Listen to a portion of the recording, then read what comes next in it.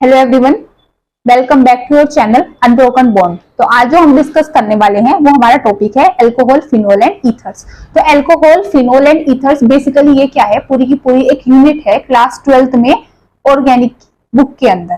ठीक है, तो क्लास 12th में ना हमारे पास दो बुक है, एक पार्ट 1 है, एक पार्ट 2 है। तो पार्ट 2 में ना सारा का सारा क्या दिया हुआ है, हमें ऑर्गेनिक केमिस्ट्री ही दी हुई है, जिसका मैंने आपको फर्स्ट यूनिट हेलो एल्केन्स और हेलो एरिन्स बोथ ही डिस्कस में कराया है। 10 पार्ट मैं उसके बना चुकी हूँ, उसके ऊपर वीडियो जो हमने क्या किया है डिटेल में डिस्कस।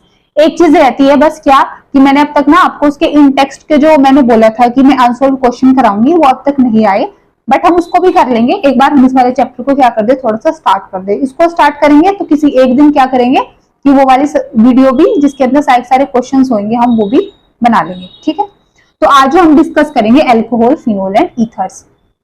ये वाला है हमारे पास यूनिट नंबर 2। यूनिट 1 कंप्लीट हो चुकी है, एक बार उसको देख लेना जाके, क्योंकि बहुत सारी बेसिक चीजें जो होती है ना वो इंटरलिंक करती है किसके अंदर, ऑर्गेनिक केमिस्ट्री के अंदर। ठीक है, तो अल्कोहल, फिनोल एंड ईथर्स। तो सबसे पहले हम क्या करेंगे, हम चैप्टर के ना नाम से समझते हैं, अल्कोहल, फिनोल एंड ईथर्स।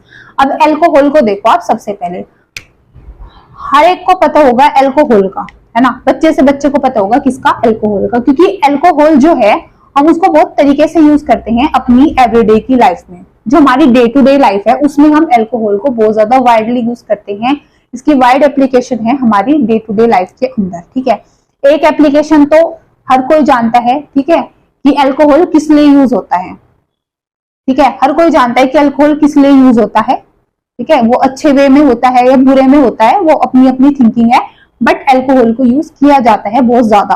ठीक, दूसरी बात ये कि इसकी एप्लीकेशन और भी है। एप्लीकेशन इसकी कैसे है, जैसे कि जो हम शुगर लेते हैं, जो हम शुगर इनटेक करते हैं, वो शुगर हम किस फॉर्म में इनटेक करते हैं, सुक्रोज की।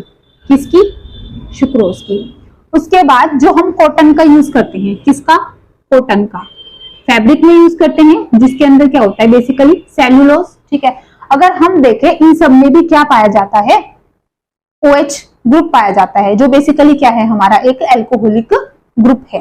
ठीक, दूसरा आपने कई बार सुना होगा कि जो हमारे पास वुडन फर्नीचर होते हैं, सुनते भी क्या देखते भी हैं हम, कि जो हमारे पास वुडन फर्नीचर होते हैं हम इन पे क्या करते हैं, पॉलिश करते हैं, है ना। तो पॉलिश किससे करते हैं हम, पॉलिश हम करते हैं ऑर्डिनरी स्पिरिट से। किससे पॉलिश करते हैं हम, ऑर्डिनरी स्पिरिट से। वो भी बेसिकली क्या है, हमारा अल्कोहल ही है, जो क्या होता है, इथेनॉल। ठीक, तो अगर हम देखें कि हमारे पास इतने सारे एग्जांपल्स हैं, इतने सारे हैं, अगर हम गिनने बैठ जाए ना तो नंबर ऑफ एग्जांपल्स निकल के आएंगे डे टू डे लाइफ में कि हम यूज करते हैं अल्कोहल्स को कितने नंबर ऑफ वेज में। ठीक है, फिर ऐसे अगर मैं बात करती हूँ फिनोल की, तो फिनोल भी क्या है, वो भी एक अल्कोहल ही है, बट फर्क क्या है कि यहाँ पे बेसिकली जो हमारे पास एल्काइल ग्रुप है ना, जो आर ग्रुप है वो एक एल्काइल ग्रुप है ना। यहाँ पे बेसिकली जो आर ग्रुप है वो हमारा क्या है, एक अराइल ग्रुप है। तो जैसे इसकी वाइड एप्लीकेशन है, ऐसे ही फिनोल की भी क्या है, वाइड एप्लीकेशन है, जो कि बेसिकली है तो अल्कोहल। ठीक है, ये भी हमने देखा कि बहुत सारे ना एंटीसेप्टिक में यूज होता है। ठीक है, किसके अंदर यूज होता है, एंटीसेप्टिक्स के अंदर यूज होता है, कौन, फिनोल। फिर अगर मैं बात करती हूँ ईथर्स की, तो ईथर की भी वाइड एप्लीकेशन है। ईथर की वाइड एप्लीकेशन कैसे है, कभी आप देखना जो हम मेडिसिन वगैरह लेते हैं, तो मेडिसिन के ना पीछे देखना, उसके जो उसकी रैपिंग होती है ना, उस पर कभी देखना, आपको ना ईथर्स के बहुत सारे कंपाउंड मिलेंगे। किसके, ईथर के डेरिवेटिव्स मिलेंगे। तो वो भी क्या है, वो यूज होते हैं किसके अंदर, मेडिसिन वगैरह के अंदर। ठीक है, कौन, ईथर्स। तो हम देखें तो अल्कोहल, फिनोल और ईथर की क्या है, बहुत ज्यादा वाइड एप्लीकेशन है हमारी डे टू डे लाइफ में। ये तो हमने समझा कि ईथर, अल्कोहल, फिनोल को हम यूज करते कैसे हैं, बट अब अगर हम अपनी थोड़ा इसको समझने की कोशिश करें, है ना, इसके अंदर केमिस्ट्री क्या लगती है, क्या है बेसिकली, उसको अगर हम समझे तो अब हम डिस्कस करते हैं सबसे पहले अल्कोहल को, फिर फिनोल को करेंगे, फिर किसको करेंगे, हम ईथर को करेंगे। तो सबसे पहले तो आप ये समझो कि अल्कोहल जो है वो बनता कैसे होगा, है ना। कि अगर मैं आपको बोलूं कि अल्कोहल, तो क्या समझते हो आप अल्कोहल से। तो देखो एक चीज ना बड़ी कॉमन सी है, अगर आप ऑर्गेनिक केमिस्ट्री में पढ़ोगे, और वो कॉमन सी चीज क्या है, हाइड्रोकार्बन। क्या है, हाइड्रोकार्बन। तो क्या होते हैं हाइड्रोकार्बन, अगर मैं लिखती हूँ CH3, ये है हमारे पास क्या, CH3, जो बेसिकली क्या है, एक इथेन है। क्या है, इथेन। या तो मैं बोलूं ये इथेन है, और दूसरा ये क्या है, हाइड्रोकार्बन है। क्या है ये, हाइड्रोकार्बन। अब हाइड्रोकार्बन क्यों है, क्योंकि इसके अंदर कार्बन है और हाइड्रोजन है। तो कार्बन हाइड्रोजन है, इसलिए मैंने उसको क्या बोला, ये एक हाइड्रोकार्बन है जिसका नाम पर्टिकुलर क्या है, ईथेन है। ठीक है, अब एक चीज हमें यहाँ से जो समझनी है वो क्या समझनी है कि इससे पहले हमने जो चैप्टर डिस्कस किया था वो क्या किया था, अगर हम याद करें क्या डिस्कस किया था हमने, हेलो एल्केन्स और हेलो एरिन्स। अब मैं आपसे बोलूं कि हेलो एल्केन्स और हेलो एरिन्स कैसे बनते थे, अगर हम उस चीज को थोड़ा सा रिकॉल करें तो देखो CH3 और ये हमारे पास क्या है CH3, यही था ना। ठीक है, तो अगर मैं आपको बोलूं कि आप यहाँ से एक हाइड्रोजन को हटा दो, क्या कर दो, एक हाइड्रोजन को हटा दो, रिप्लेस कर दो, उस हाइड्रोजन को हटा के इसके बजाय एक ग्रुप लगा दो, हेलोजन ग्रुप। क्या लगा दो, हेलोजन ग्रुप। तो क्या बन जाएगा, CH3 कार्बन पे हाइड्रोजन और एक क्या आ गया, हेलोजन। तो ये क्या बन गया मेरे पास, हेलो एल्केन। क्या बन गया, हेलो एल्केन, जिसको हम बोलते हैं एल्काइल हैलाइड। तो हुआ क्या, हाइड्रोकार्बन में से जब हमने एक हाइड्रोजन को हटाया, एक हाइड्रोजन के एटम को हटाया और उसके बजाय कोई हेलोजन ग्रुप को लगाया, तो वो क्या बन गया, हेलो एल्केन। ऐसे ही अगर मैं यहां से इस हाइड्रोजन को हटा के इसके बजाय मैं OH ग्रुप को लगा दूं, क्या कर दूं, हाइड्रोजन को हटा के एक OH ग्रुप को लगा दूं, तो यहाँ पे मेरे पास क्या बन जाएगा, एल्कोहल। क्या बन जाएगा, एल्कोहल।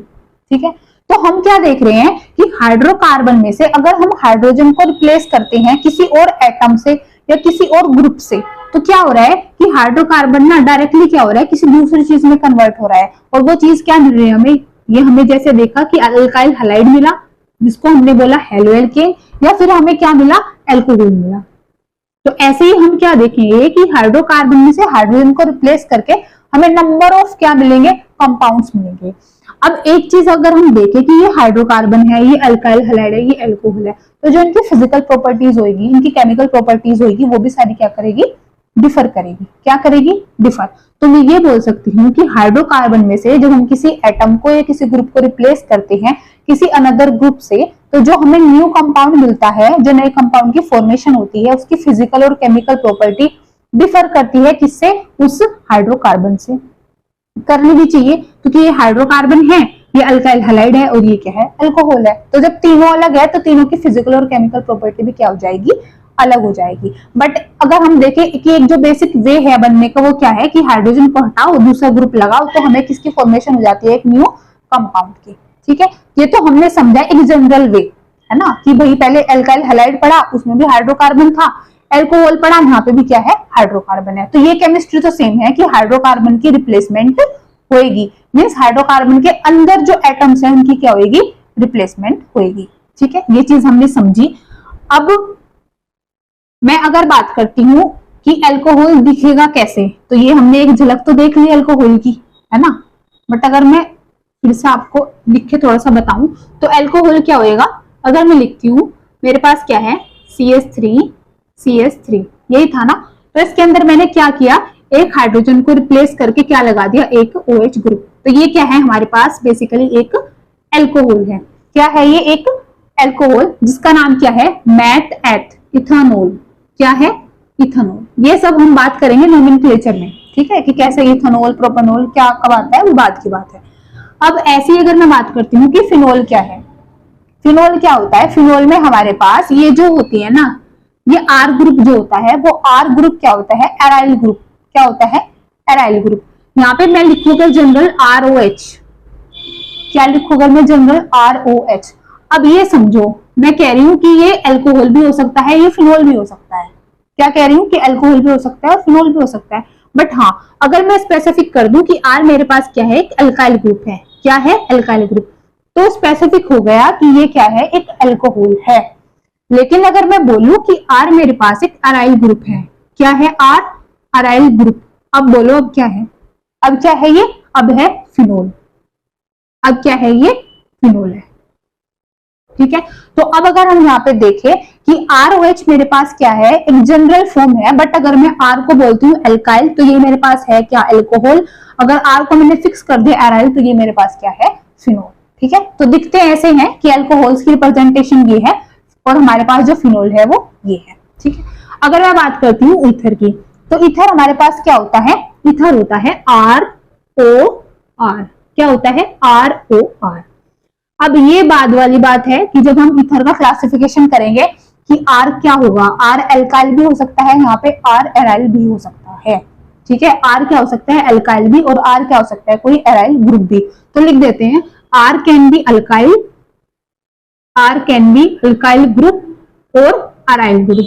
तो पॉसिबिलिटी है पूरी पूरी कि R अल्काइल भी हो सकता है और हमारे पास क्या हो सकता है, एक अराइल ग्रुप भी। ठीक है, तो ये हमने देखा कि अल्कोहल्स ऐसे दिखते हैं, फिनोल्स ऐसे दिखते हैं और ईथर्स हमें ऐसे दिखते हैं। ठीक है, ये हमने किसके बारे में देखा है, अल्कोहल्स के बारे में, फिनोल्स के बारे में और ईथर के बारे में।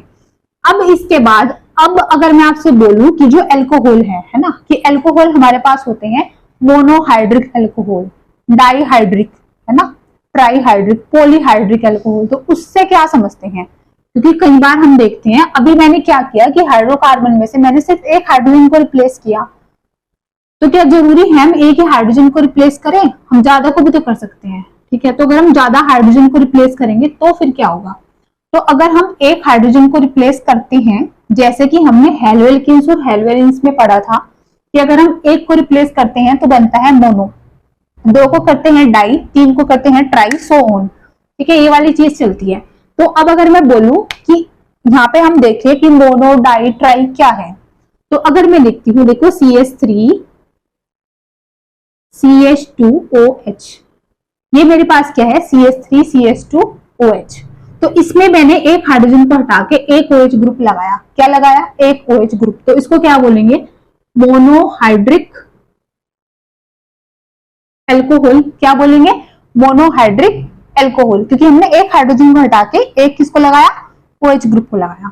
बट अगर मैं क्या करूं कि मैं दोनों जगह से एक एक हाइड्रोजन को हटा के एक एक OH ग्रुप लगा दूं, तो मेरे पास क्या आ गए, दो OH। तो क्या बन गया, डाईहाइड्रिक। तो ये क्या बन गया मेरे पास, डाईहाइड्रिक। ऐसे अगर मैं 3 कार्बन को लूं तो 3 ट्राई, फिर ज्यादा को लो 3 से ज्यादा, है ना। उसके बाद क्या यूज करेंगे हम, पोली। 3 के बाद फिर हम पोली बोल देते हैं। ठीक है, जैसे मोनो, डाई, ट्राई, टेट्रा, ये चलता जाता है, बट 3 के बाद हम क्या बोल सकते हैं, पोली। तो क्या बन जाएगा, पोलीहाइड्रिक। एक हाइड्रोजन को हटा के OH लगाया तो मोनो, 2 को लगाएंगे तो डाई, 3 को लगाएंगे ट्राई, टेट्रा, पोली, ऐसे चलेगा। ठीक है, बट अब अगर मैं यहाँ पे एक चीज देखूं कि एक क्वेश्चन हमारे दिमाग में जो आना चाहिए कि मैंने जो OH ग्रुप लगाए यहाँ पे वो अलग अलग कार्बन पे क्यों लगाए, है ना। मैं ऐसे भी तो लिख सकती थी CH3, और मैं यहां से ना, मेरे पास कितने थे, 3 हाइड्रोजन थे स्टार्टिंग में थे, इनमें 3 थे ना, तो एक को हटा के OH ग्रुप लगाया। तो ये भी तो हो सकता है कि मैं दूसरा OH ग्रुप भी यहाँ पे लगा दूं, क्या कर दूं मैं, दूसरा OH ग्रुप भी एक ही कार्बन पे लगा दूं। तो क्या परेशानी हो जाएगी, मैंने अलग अलग कार्बन पे क्यों लगाया। देखो, अगर हमारे पास एक कार्बन पे 2 OH ग्रुप होते हैं तो वो क्या करते हैं, वो सेल्फ डिहाइड्रेशन। क्या करते हैं वो, सेल्फ डिहाइड्रेशन। मींस वहां से वाटर का मॉलिक्यूल क्या हो जाता है, आउट हो जाता है। क्या हो जाता है, आउट। तो अगर यहां से वाटर का मॉलिक्यूल आउट हो जाएगा तो क्या होएगा, OH और एक हाइड्रोजन, ये क्या हो गया, H2O। क्या आउट हो गया यहाँ से, H2O। तो मेरे पास क्या बनेगा, CH3 C double bond OH। क्या बन जाएगा, CH3 C double bond OH। तो ये क्या बन गया, एक एल्डिहाइड ग्रुप। क्या बन गया, एक एल्डिहाइड ग्रुप। तो हमने क्या देखा कि अगर हम एक कार्बन पे से 2 हाइड्रोजन को रिप्लेस करके 2 OH ग्रुप लगा देते हैं तो वो जो 2 OH ग्रुप है वो क्या कर लेते हैं, self dehydration. Self dehydration means खुद से वाटर के मॉलिक्यूल को क्या कर देते हैं, आउट कर देते हैं, जिसके बाद हमें जो अपना प्रोडक्ट मिलता है वो क्या मिलता है, एक एल्डिहाइड ग्रुप। क्या मिलता है, एल्डिहाइड ग्रुप। और हम क्या पढ़ रहे हैं यहाँ पे, एल्कोहल्स। तो जब हम एल्कोहल्स पढ़ रहे हैं तो हम एल्डिहाइड के बारे में क्यों बात करेंगे, मींस हम ऐसा काम ही क्यों करेंगे कि एक कार्बन में से 2 हाइड्रोजन को हटा के वहां पे 2 OH ग्रुप लगा देंगे। ठीक है, तो अगर हम हाइड्रोजन को हटा रहे हैं तो ये बात ध्यान रखेंगे कि हम अलग अलग कार्बन से हटाएं ताकि जो OH ग्रुप रहे वो क्या रहे, स्टेबल रहे, वहां पे सेल्फ डिहाइड्रेशन ना हुए। ठीक है, तो जैसे हमने एल्कोहल्स के केस में पढ़ा ऐसे ही अगर हम फिनोल्स के केस में पढ़ेंगे, क्योंकि फिनोल में हमारे पास ये है ना, फिनोल OH। अब यहाँ पे क्या होंगे, हर एक पोजीशन पे हाइड्रोजन, क्या रहेगा, हर एक पोजीशन पे हाइड्रोजन रहेगा। ठीक है, तो अगर मैं यहाँ से एक हाइड्रोजन को हटा के एक OH ग्रुप लगा दूंगी तो क्या बन जाएगा, जैसे यहाँ पे था मोनो, डाई, ट्राई, यहाँ पे भी सेम वही वाली सीरीज चलेगी, मोनो, डाई, ट्राई, उसके बाद पॉलीहाइड्रिक फिनोल। ठीक है, तो हाइड्रोजन को हटाते जाएंगे और हम किसको अटैच करते जाएंगे, OH ग्रुप्स को अटैच करते जाएंगे। क्या करते जाएंगे? OH ग्रुप को अटैच करते जाएंगे। ठीक है। अच्छा, ये जो हमारे पास कंपाउंड है ना CH2OH, CH2OH, हम इसको एक और इसका नाम होता है, क्या होता है? ग्लाइकोल। अगर आपने किसी ने सुना हो क्या होता है? ग्लाइकोल। इसका दूसरा नाम भी क्या होता है? ग्लाइकोल। ठीक है। तो ये जो हमने बात की कि अगर हम OH ग्रुप को हटाते हैं, OH ग्रुप को लगाते हैं, हाइड्रोजन को हटाते हैं, तो हम यहाँ पे भी ऐसे यूज करेंगे जैसे हमने यहाँ पे किया। एक को हटाएंगे मोनो, दो में फिर डाई, फिर ट्राई, फिर टेट्रा, फिर पोली। ठीक है, ऐसे हम क्या करेंगे? यूज करेंगे। तो हमने समझा कि मोनो, डाई ये हम कब यूज करते हैं? किसके अंदर? एल्कोहल्स के और फिनोल्स के अंदर। अब इसके बाद अगर हम फर्दर क्लासिफिकेशन करें इनका, अब जो हम क्लासिफिकेशन करते हैं वो करते हैं कि हमारे पास जो कार्बन है ना, जिससे OH ग्रुप अटैच है, ठीक है, वो 1 डिग्री का है, वो 2 डिग्री का है, या वो 3 डिग्री का है। क्या करते हैं? अब हम बेसिकली क्लासिफिकेशन करते हैं। क्या करते हैं? क्लासिफिकेशन। ठीक है। और क्लासिफिकेशन भी हम किसका करेंगे? यहाँ पे मोनोहाइड्रिक एल्कोहल का। किसका करेंगे हम? मोनोहाइड्रिक एल्कोहल का। किसका क्लासिफिकेशन कर रहे हैं हम? मोनोहाइड्रिक एल्कोहल का। तो मोनोहाइड्रिक एल्कोहल क्या था? ये लिया था हमने CH3 CH2OH। क्या लिया था? CH3 CH2OH, इथानॉल, है ना। ये हमने क्या लिया था? अपना मोनोहाइड्रिक एल्कोहल। इसमें से एक हाइड्रोजन को हटा के हमने एक OH ग्रुप को क्या कर दिया था? यहाँ पे इंट्रोड्यूस कर दिया था। तो इसको हमने क्या बोला था? Monohydric alcohol. ठीक। अब अगर मैं आपको बोलूं कि ये क्या है? Monohydric alcohol. अब अगर मैं इसके अंदर क्लासिफिकेशन करूं, ठीक है, क्लासिफिकेशन मुझे करना है कि प्राइमरी एल्कोहल का, सेकेंडरी एल्कोहल का और टर्शियरी एल्कोहल का। तो प्राइमरी, सेकेंडरी और टर्शियरी। तो समझो, अगर मेरे पास है, देखो CH3 है ना, इस CH3 को भी लिखती हूँ CH3। कार्बन पे मेरे पास है 2 हाइड्रोजन और एक क्या है? OH group. एक तो मैंने ये बनाया, एक CH3। अब इस कार्बन पे हमने एक CH3 और लगाया, एक हमारे पास है हाइड्रोजन, एक क्या है? OH group. फर्दर फिर हमारे पास है CH3, कार्बन पे फिर से CH3, फिर से CH3 और एक हमारे पास क्या है? OH group. अब अगर मैं देखूं, देखो ये CH3 क्या है? सब में सेम। ये वाला CH3 हमारा क्या है? सेम। उसके बाद जो CH2 है यहाँ पे वो सेम है, यहाँ पे एक CH3 लगाया, वहां पे एक CH3 और लगा दिया। अब अगर मैं इसके अंदर क्लासिफिकेशन करूं कि कौन सा प्राइमरी है, कौन सा सेकेंडरी है और कौन सा क्या है यहाँ पे? Tertiary alcohol. तो वो कार्बन जिससे OH ग्रुप डायरेक्टली अटैच है, वो कार्बन जिससे OH ग्रुप डायरेक्टली अटैच है, अगर उस कार्बन पे एक से ज्यादा हाइड्रोजन है, कितनी है? एक से ज्यादा हाइड्रोजन है, तो उसको हम क्या बोलेंगे? प्राइमरी एल्कोहल या फिर 1 डिग्री एल्कोहल। सेम वही केस है जो हमने किसमें पढ़ा था? हेलो एल्कीन्स में, जैसे मैंने आपको वहां पे समझाया था। वो कार्बन जिससे OH ग्रुप डायरेक्टली अटैच है, अगर उस पे सिर्फ एक हाइड्रोजन है, कितना है? सिर्फ एक हाइड्रोजन, तो क्या होगा? वो 2 डिग्री या फिर सेकेंडरी एल्कोहल। वो कार्बन जिसपे OH ग्रुप डायरेक्टली अटैच है, अगर उस पे कोई भी हाइड्रोजन नहीं है, दैट मीन्स वो हमारा क्या है? टर्शियरी या फिर 3 डिग्री एल्कोहल। क्या है? टर्शियरी या फिर 3 डिग्री एल्कोहल। एक तरीका तो होता है ये वाला कि आप नंबर ऑफ हाइड्रोजन को देख लो, या दूसरा तरीका क्या है कि वो कार्बन जिससे OH ग्रुप अटैच है, अगर उस कार्बन पे एक मिथाइल ग्रुप है तो वो क्या होता है? 1 डिग्री। 2 मिथाइल ग्रुप है तो सेकेंडरी 2 डिग्री। 3 मिथाइल ग्रुप है तो टर्शियरी, दैट इज 3 डिग्री। कितना होता है फिर वो? 3 डिग्री। तो ये हमने क्या देखा? एक क्लासिफिकेशन देखा कि अगर मैं मोनोहाइड्रिक एल्कोहल्स को प्राइमरी, सेकेंडरी और टर्शियरी के अंदर क्या करती हूँ? कैटेगराइज करती हूँ। तो हम कैसे देखेंगे कि कौन सा प्राइमरी है, कौन सा सेकेंडरी है और कौन सा हमारा क्या है? Tertiary alcohol. ठीक है, हुई इतनी चीज क्लियर? क्लासिफिकेशन ये वाला। इसके बाद अब अगर मैं फर्दर क्लासिफिकेशन करती हूँ किसका? इन एल्कोहल्स और फिनोल्स का। किसके बेसिस पे क्लासिफिकेशन करूं कि यहाँ पे कार्बन हमारा sp3 है या कार्बन sp2 है? क्या है? अब अगर फर्दर में क्लासिफिकेशन करूं उनका, किस बेसिस पे कि जो कार्बन है वो sp3 है क्या, जो OH से अटैच है, ठीक है, या वो कार्बन sp2 है क्या, जो OH से अटैच है। तो हमारे पास यहाँ पे जो कैटेगरी बनेगी वो क्या बनेगी? एक तो हमारे पास इस वाले केस में तो क्या बनेगा? अगर वो कार्बन sp3 है जो OH से अटैच है तो 2 केस बनेंगे। एक तो हमारे पास होएगा अलाइलिक एल्कोहल। क्या होएगा? Allylic alcohol. दूसरा हमारे पास क्या हो जाएगा? Benzylic alcohol. क्या हो जाएगा? Benzylic alcohol. ठीक है। ऐसे ही अगर हम कार्बन sp2 में देखेंगे तो एक तो हमारे पास केस बनेगा विनाइलिक एल्कोहल का, किसका? विनाइलिक एल्कोहल का। और दूसरा हमारे पास जो केस बनेगा वो किसका बनेगा? फिनोल का। किसका केस बनेगा फिर? वो फिनोल का। ठीक है। किसके बेसिस पे? कि वो कार्बन sp3 है क्या जो OH से डायरेक्टली अटैच है, या वो कार्बन sp2 है क्या जो OH से डायरेक्टली अटैच है। तो एक एक करके हम अब इनको समझते हैं। ठीक है। तो सबसे पहले अगर मैं आपको बोलूं कि अलाइलिक एल्कोहल्स क्या होते हैं, फिर से मैं वही बात बोलूंगी कि हमने अलाइलिक हैलाइड्स पढ़े हैं, है ना, इससे पहले वाले चैप्टर में पढ़े हैं तो अच्छी बात है, नहीं पढ़े तो कोई बात नहीं, हम यहाँ पे सीखेंगे कि अलाइलिक क्या है।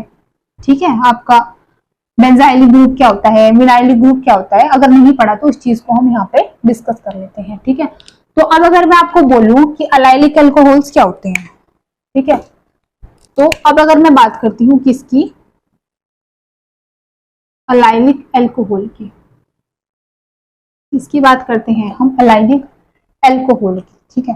तो अलाइलिक एल्कोहल क्या होते हैं? अलाइलिक एल्कोहल वो एल्कोहल्स होते हैं जब हमारे पास carbon double bond carbon, carbon double bond carbon के बगल वाला जो कार्बन होता है, अगर उस पर डायरेक्टली कोई OH ग्रुप अटैच है, क्या बोला? कार्बन डबल बॉन्ड कार्बन, उसके जो नेक्स्ट कार्बन है अगर उस पर कोई OH ग्रुप डायरेक्टली अटैच है, दैट मीन्स ये हमारे पास क्या होता है? अलाइलिक एल्कोहल होता है। अगर ये कंडीशन है तो अलाइलिक एल्कोहल है, अदरवाइज नहीं है। कंडीशन क्या है? कि कार्बन डबल बॉन्ड कार्बन, अब कार्बन डबल बॉन्ड कार्बन बीच में क्या आ गया? डबल बॉन्ड, मतलब ये वाला कार्बन तो क्या है? ये दोनों sp2 हाइब्रिडाइजेशन के, ये दोनों कार्बन किसके हैं? sp2 हाइब्रिडाइजेशन के। और उसके जो अगला कार्बन है जिसपे सारे क्या है? सिंगल बॉन्ड, जिसकी हाइब्रिडाइजेशन क्या है? sp3। अगर उस पर डायरेक्टली कोई OH ग्रुप अटैच है तो उसको हम क्या बोलते हैं? Allylic alcohol. क्या बोलते हैं? Allylic alcohol. ठीक है इतनी बात। अब अगर ये बात मैं किसके केस में करूं कि मैं क्या ले लेती हूँ, यहाँ पे मेरे पास R जो है मेरा एल्काइल ग्रुप है। क्या है? Alkyl group. लेकिन यहाँ पे R को अगर मैं अराइल ग्रुप ले लूं, है ना, मतलब मैंने यहाँ पे बेंजीन की रिंग ली, इस पे मैंने लगाया CH2OH। क्या लगाया? CH2OH। अब अगर मैं बोलूं कि ये क्या है, तो ये क्या केस था हमारा? एल्काइल का, जब R क्या है? Alkyl group. लेकिन अब अगर मेरे पास R एक क्या है? अराइल ग्रुप है, तो ये हमारे पास क्या बनेगा? Benzylic alcohol. क्या बनेगा? Benzylic alcohol. तो बेंजाइलिक एल्कोहल क्या होता है? कार्बन डबल बॉन्ड कार्बन, क्या है? कार्बन डबल बॉन्ड कार्बन, उसका पड़ोसी कार्बन जो कि कितने हाइब्रिडाइजेशन का है? sp3 का। कितनी का है? sp3 का। अगर उससे कोई डायरेक्टली OH ग्रुप अटैच है, दैट मीन्स वो बेंजाइलिक एल्कोहल है, अदरवाइज नहीं है। ठीक है। तो कार्बन डबल बॉन्ड कार्बन है, उसके बगल वाला कार्बन जिसकी हाइब्रिडाइजेशन कितनी है? sp3, वो अटैच है किससे? OH ग्रुप से, एल्कोहल ग्रुप से। तो ये हमारा क्या है? एक बेंजाइलिक एल्कोहल है। ठीक है। तो हमने क्या देखा कि चाहे एलाइलिक है चाहे बेंजाइलिक है, मेन चीज क्या है कि कार्बन किससे अटैच है? कार्बन जिस OH से अटैच है उस कार्बन की जो हाइब्रिडाइजेशन है वो हाइब्रिडाइजेशन कितनी है? sp3 है। मेन चीज समझने वाली ये है। ठीक है। हाइब्रिडाइजेशन कितनी है? दोनों केस में हमारे पास sp3 है। अगर ये कंडीशन है तो वो अलाइलिक या फिर बेंजाइलिक एल्कोहल होगा, अदरवाइज नहीं होगा। ठीक है। तो ये चीज समझी। इसके बाद अब अगर हम वो क्लासिफिकेशन पढ़े कि जिसमें कार्बन हमारा क्या है? sp2 हाइब्रिडाइजेशन का है और वो अटैच है किससे? OH ग्रुप से। किससे अटैच है वो? OH ग्रुप से। तो क्या होगा? तो होगा ये, हमने क्या बोला कि कार्बन अगर sp2 हाइब्रिडाइजेशन का है और वो OH ग्रुप से अटैच है तो दो केस बनते थे। कौन से बनते थे? एक तो विनाइलिक एल्कोहल और दूसरा हमारा फिनोल। ठीक है। तो समझते हैं पहले विनाइलिक को। तो अगर हम विनाइलिक को समझे तो क्या है vinylic? Carbon double bond carbon. ठीक है। कार्बन डबल बॉन्ड कार्बन और उस कार्बन से कौन अटैच है directly? OH group. Carbon double bond carbon और उसी कार्बन से क्या होना चाहिए?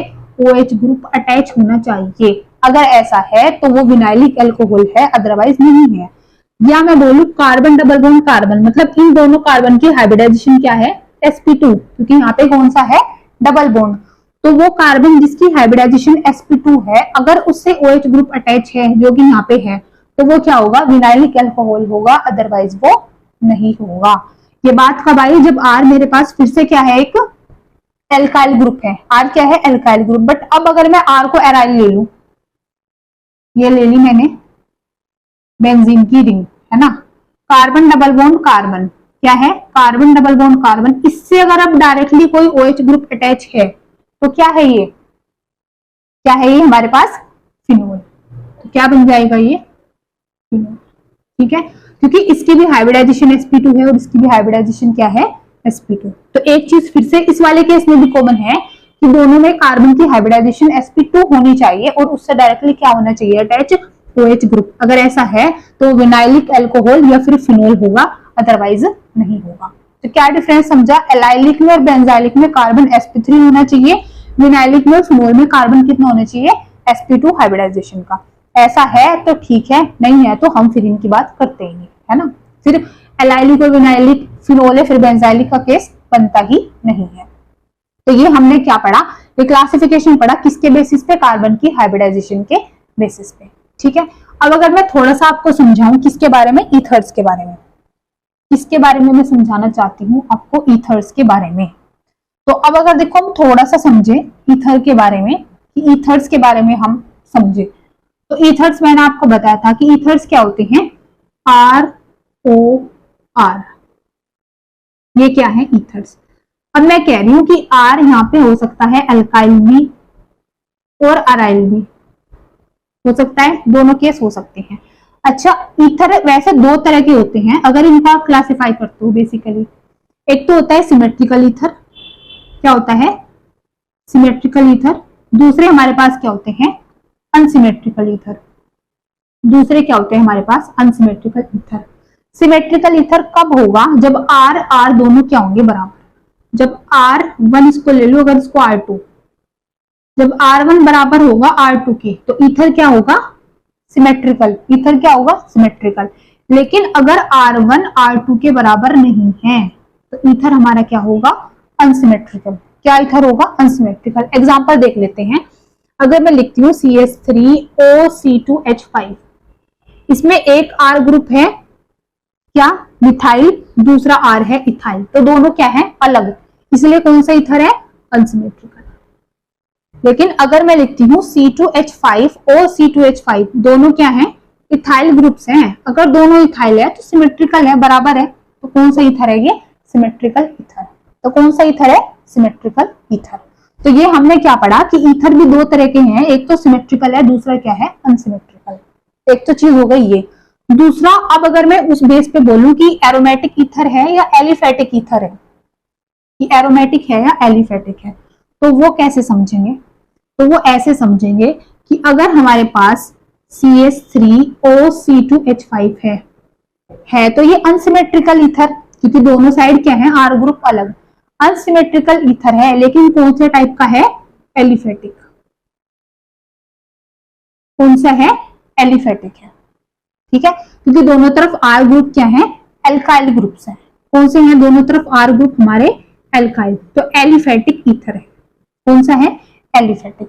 लेकिन अब अगर मैं बोलूं कि CH3O और ये लगा दो आप इधर रिंग, तो ये क्या हमारे पास एलिफेटिक है, नहीं, क्योंकि इसके अंदर एक क्या आ गई, एरोमेटिक रिंग भी आ गई, तो अभी एलिफेटिक ईथर नहीं है। तो एलिफेटिक या एरोमेटिक को भी हम क्लासिफाई करते हैं ऑन द बेसिस कि R ग्रुप हमारे कौन से हैं, या पॉसिबिलिटी हो सकती है C6H5O, C6H5, ऐसे भी तो लिख सकती हूँ ना मैं इसको। ठीक है, तो ये भी हमारा क्या है, फिर एरोमेटिक ईथर है, ना कि एलिफेटिक ईथर है। तो ईथर को क्लासिफाई करते हैं, सिमेट्रिकल है, अनसिमेट्रिकल है, और फिर उसमें भी स्पेसिफिक क्या, कि अगर अनसिमेट्रिकल भी है तो कौन सा है, एलिफेटिक या एरोमेटिक। तो एलिफेटिक है या एरोमेटिक है, ऐसे ही अगर वो सिमेट्रिकल है तो उसमें भी फिर कौन सा स्पेसिफिक। ठीक है, तो ऐसे हम किसको क्लासिफाई करते हैं, ईथर्स को। ठीक, तो ये हमने अब तक क्या देखा है, इस चैप्टर का ना थोड़ा सा बस इंट्रोडक्शन देखा है, कि जिसमें हम बेसिकली किसके बारे में बात कर रहे थे, कि हमारी डे टू डे लाइफ में कैसे ये यूज होते हैं, होते क्या हैं, कैसे ये दिखते हैं, ठीक है, 1 डिग्री 2 डिग्री, इनका अलाइलिक, विनाइलिक, बेंजाइलिक, ये सब क्या है। तो इस वाले पार्ट के अंदर हमने क्या देखा कि अल्कोहल, फिनोल और ईथर्स बेसिकली होते क्या है। इसके बाद अब जो नेक्स्ट पार्ट आएगा इस वाली सीरीज का, उसमें हम पढ़ेंगे स्ट्रक्चर के बारे में, है ना। स्ट्रक्चर के बारे में पढ़ेंगे और मैं आपको बेसिकली बताऊं कि पहले मैं पूरा का पूरा ना अल्कोहल्स खत्म कराऊंगी। पूरा पहले अल्कोहल पढ़ेंगे पूरा डिटेल में, उसके बाद पढ़ेंगे पूरा फिनोल डिटेल में, उसके बाद सबसे आखिरी में हम पढ़ेंगे पूरे का पूरा ईथर्स को डिटेल में, ठीक है। तो इस वाली वीडियो में आज हम इतना ही करते हैं। अगर आपको ये वाली वीडियो यूजफुल लगती है तो आप इसको लाइक कर देना, ठीक है, चैनल को सब्सक्राइब कर देना और आप वीडियो को फर्दर शेयर भी कर देना। Thank you so much.